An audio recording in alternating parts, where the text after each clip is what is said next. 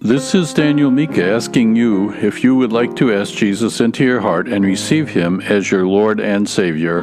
I want you to know that Jesus said in the book of Revelation that He, Jesus, will stand at the door and knock, and if anyone opens the door, He will come in and dine with you and you with Him.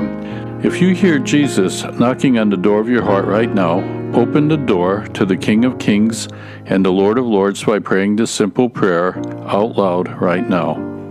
Dear God, I believe that Jesus Christ is the Son of God and that He died on the cross, was buried, and rose again from the dead, and ascended into heaven and is seated at the Father's right hand in heaven.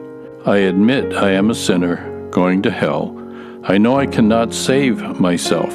I repent of my sins and put my faith in the blood that Jesus shed for me on the cross to pay for all my sins.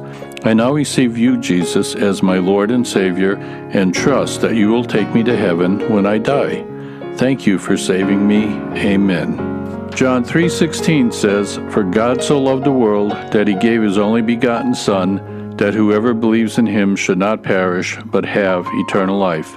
And Romans 10:9-10 says that if you confess with your mouth Jesus is Lord, and believe in your heart that God raised Him from the dead, you shall be saved. For with the heart man believes, resulting in righteousness, and with the mouth he confesses, resulting in salvation.